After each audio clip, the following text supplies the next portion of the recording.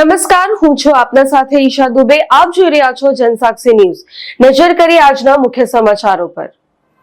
કપરાડા તાલુકાના અંતરિયાળ વિસ્તારમાં મુખ્યત્વે લોકોની અવરજવર અને ખેતી માટે ઉપયોગી 8 ચેકડેમ કમ કોઝવેના ખાતમુહૂર્ત આસલોણા ચેકડેમ કમ કોઝવે કરજુન ઘોડેવેરી ફળિયા નિલોસી ગામે કામથાળ ફળિયામાં કપરાડા કોલેજ જતા રસ્તા પાસે ઉજરડા ઓઝર ફળિયામાં જોગવેલ ખજૂર ફળિયા કોતમડી ખાડી પાસે કાજલી ગામે ગુફા ફળિયામાં ચેકડેમ કમ કોઝવેના ખાતમુહૂર્ત થતા લોકોમાં આનંદની લાગણીઓ જોવા મળી હતી. ચેકડેમ કમ કોઝવેના ખાતમુહૂર્તમાં પૂર્વ મંત્રી અને કપરાડા ધારાસભ્ય જીતુભાઈ ચૌધરીએ જણાવ્યું કે ચેકડેમ કોઝવેના નિર્માણ થકી ખેડૂતોનું જીવન ધોરણ ઊંચું આવશે. ચોમાસામાં સ્કૂલમાં જતા બાળકો દરેક લોકોને ચોમાસું દરમિયાન કોઝવે પુલ પરથી અવરજવર માટે સરળ થશે. આ પ્રસંગે તાલુકા પ્રમુખ હીરાબેન મહાલા, કપરાડા ભાજપ પ્રમુખ વિપુલભાઈ ભોયા, માજી ભાજપ પ્રમુખ રમેશભાઈ ગાવિત, જિલ્લા પંચાયત સદસ્ય દક્ષાબેન ગાયકવાડ, તાલુકા પંચાયતના સદસ્ય ધયત્રીબેન ગાયકવાડ, અગ્રણી આગેવાન મંગુભાઈ, કાર્યપાલક એન્જિનિયરિંગ એડી પટેલ, ગામના સરપંચો, ભાજપના આગેવાનો અને મોટી સંખ્યામાં ગ્રામજનો ઉપસ્થિત રહ્યા હતા.